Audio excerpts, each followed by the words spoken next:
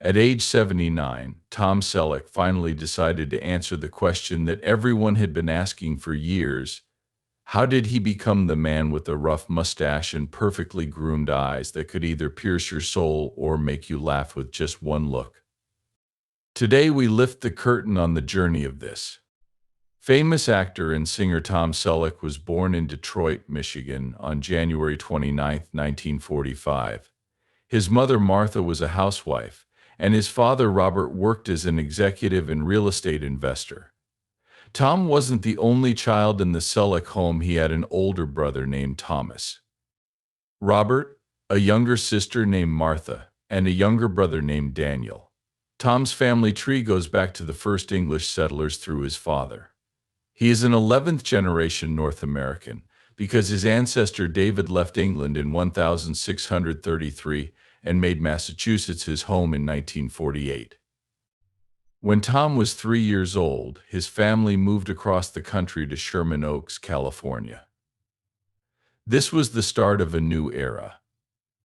Tom wasn't born into Hollywood, but the stars were definitely aligning for him. He went to Grant High School and graduated in 1962. After high school, he went to Los Angeles Valley College and lived at home to save money, like most young adults trying to figure out what they want to do with their lives. At 64 feet tall, Tom was easy to miss. His natural athleticism opened many doors for him. By his junior year, he had moved to the University of Southern California, USC, and that's where things really began to take shape.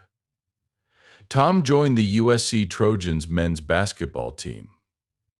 Tom was taller than most of his teammates on the basketball team and became an important player.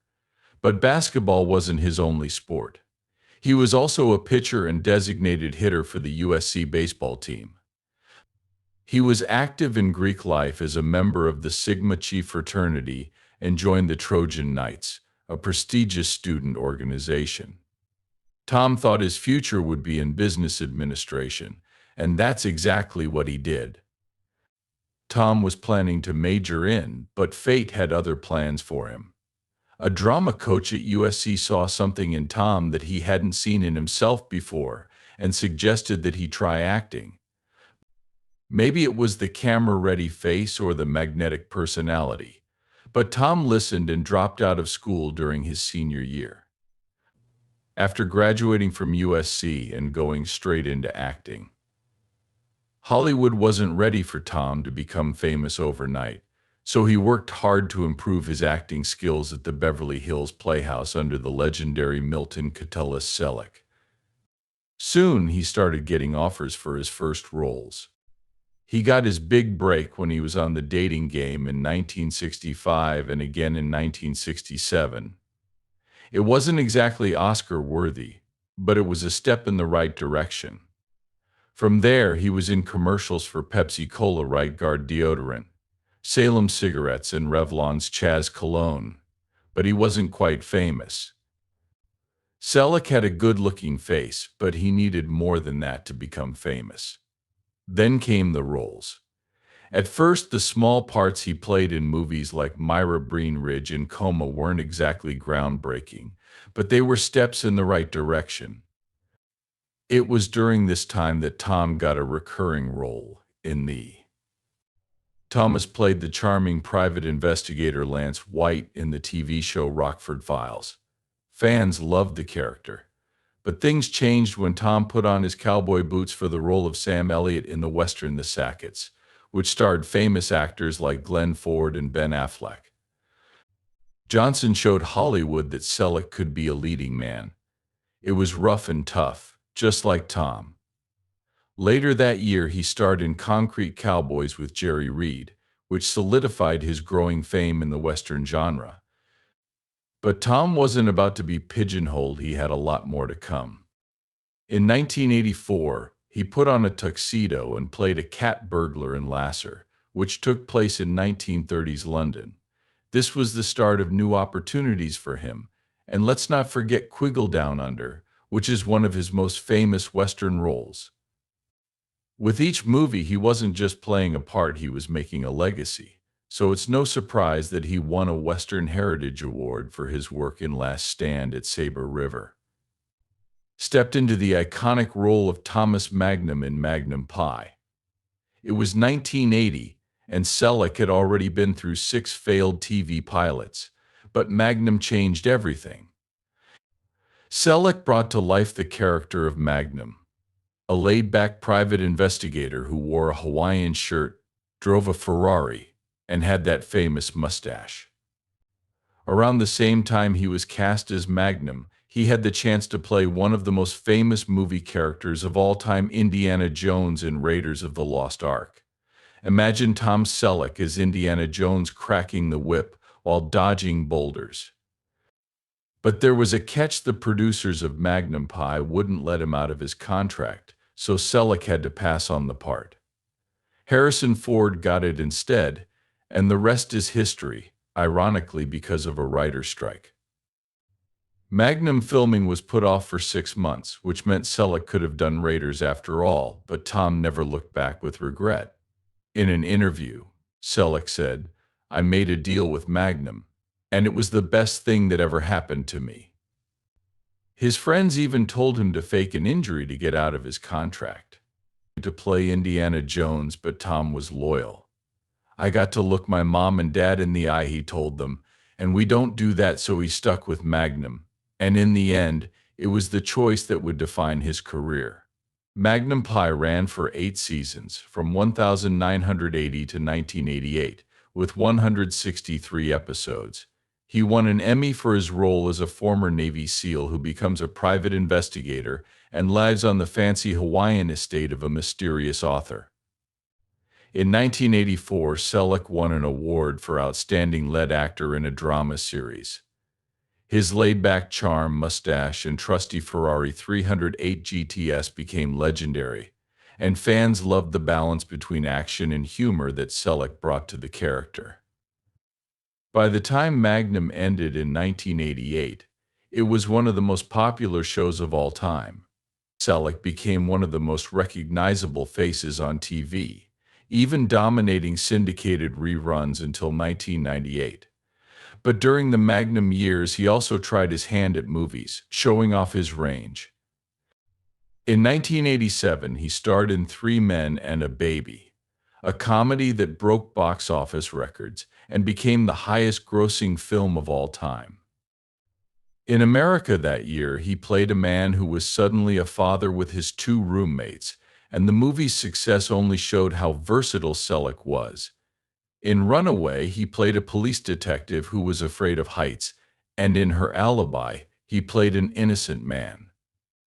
Selleck brought his charm to both romantic comedies and crime dramas, but he was careful about the roles he chose, even though he was offered the lead in Baywatch. Yes, Mitch Banan, but he turned it down because he didn't want to be seen as nothing more than a sex symbol in swim trunks. He was looking for something more serious, and he found it in roles like Quigley, the American sharpshooter in Quigley Down Under. Selleck has often talked about how much he loved this role, calling it one of his favorites. In the 1990s, Selleck did something unexpected that won him a lot of new fans. He guest starred on Friends as Dr. Richard Burke, Monica Geller's older, sexier boyfriend. Even though his character was much older than Monica, their relationship wowed viewers, and Selleck became a regular on the show. Was met with initial doubt from his career advisors. After all, it was only a 6-episode arc on a TV sitcom, but Selleck had no regrets. He earned an Emmy nomination for Outstanding Guest Actor in a Comedy Series, and his role on Friends became another memorable chapter in his career, even though he was bouncing between TV shows. Selleck's deep voice and calm personality made him a great choice for other projects. In the early 1990s, he was the voice of ad campaign for Audi's You Will Model. In the mid-1990s, he hosted a TLC show called The Practical Guide to the Universe, where he talked about things like galaxies, stars, and the mysteries of the universe. In the late 1990s, Selleck made a big return to primetime TV as Jack McLaren, a famous publicist who ran his own firm. The show had a great cast, but it was canceled after only 10 episodes because of low ratings. Selleck then went back to his cowboy roots in the early 2000s with Crossfire Trail and Monty Walsh and A Thousand Clowns, two westerns that played to his love of the genre. In 2001, he even went to Broadway and starred in the show. Critics said his performance was similar to that of Jason Robards, but Selleck made the role his own.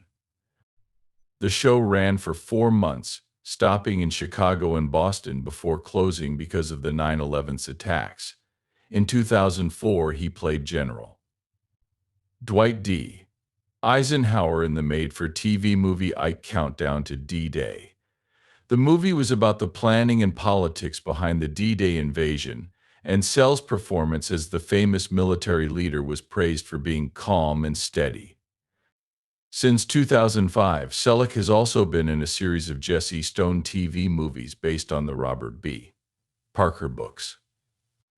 In the books, Selleck played the troubled cop Jesse Stone, and he also produced the shows. More recently, Selleck joined the cast of Blue Bloods in 2010 as NYPD Commissioner Frank Reagan. The show is about a family heavily involved in law enforcement became a hit and sealed Selleck's place as a TV legend for a new generation. At age 79, Tom Selleck finally says what fans have been wondering about his personal life for decades. He's married to the woman who wore the famous mustache. The real Selleck isn't in the Hollywood limelight or in his Ferrari or cowboy hat. It's on his quiet ranch, away from the cameras, with his wife Jilly Mack and the simple, stable life they've built together. This is the part of Selleck that no one else sees. Many people don't know this story, and today Tom is ready to tell it all. The story of Tom and Jilly is like something out of a movie. It all started in 1983, when Selleck was in London filming Lasser. He couldn't help but be drawn to the musical Cats, so much so that he went to several performances, which confused his co-star Jane Seymour. Tom wasn't just there to watch the show, he was also smitten with Jilly Mack, who played the naughty Rumple teaser. They hit it off right away, and after just one dinner, their relationship took off. When Jill's contract with Cats ended, she packed up and moved to the U.S. to be with Tom. Their quick romance led to a secret wedding in 1987, which not even their closest friends knew about. The couple got married in a small chapel near Lake Tahoe under fake names to avoid the media. Their official names were Tom Jenkins and Susie Mark, but only a few family members showed up, and the minister didn't even know who they were until they got there. But for Tom, this wasn't just another chapter in his Hollywood story, it was a turning point. At the height of his fame from Magnum Pie, he made a shocking decision. He quit acting to focus on family. "My relationships on my ranch keep me sane," he said. He once said that the couple moved to a 65-acre ranch in Ventura, California, away from the bright lights and gossip columns. For Tom, this was a choice. He wanted to live a quieter life to raise his family away from the constant pressure of Hollywood. Their daughter Hannah Margaret Selleck was born in December 1988. Hannah found her love of horses at a young age while growing up on the ranch in the country. Hannah had a unique upbringing. Tom and Jilly thought it was the best place for her, and they couldn't have been more right. Hannah went on to become a professional horse rider, competing all over the world and starting her own business called Descanso Farm, where she trains and develops trotting horses. For Tom, seeing his daughter succeed in her own right has been one of the greatest joys in life. It's clear that family comes first in the Selleck home, and Hannah is a great example of that. Tom's love for his family became even clearer when Hannah had a serious health scare when she was a toddler. She was hospitalized with viral pneumonia, and Tom dropped everything to be with her. He was meant to start filming Christopher Columbus: The Discovery with Marlon Brando at that time. But he didn't, because he thought his daughter's health was more important. The shoot, and finally wondering how his job was affecting his family life. Looking back on that time, Tom admitted, "I quit Magnum to have a family, and now I was jumping at every movie that came along." Tom's decision to put his family first. He taught his daughter that family was more important than fame, and he also taught this to his marriage to Jill.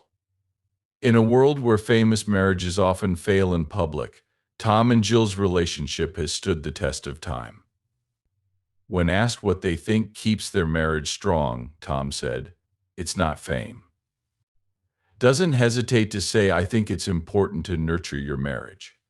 My first priority is spending time with my family." Their relationship has been the subject of a lot of rumors, especially in the late 1980s when the famous Italian actress Sophia Loren lived next door. There were rumors of a possible affair, but Tom dealt with them in a light-hearted way. He joked that Jilly had given him permission to cheat on her with one very specific condition: if Sophia, who was in her bathrobe, invited him over for a cappuccino while he was on his way to Home Depot. He could go, but Tom jokingly admitted that it never happened, and she sold the house. Despite the rumors, Tom and Jill's relationship has stayed strong. Life on the ranch has been a safe place for Tom. He has fond memories of taking care of the land and even managing an avocado farm at one point.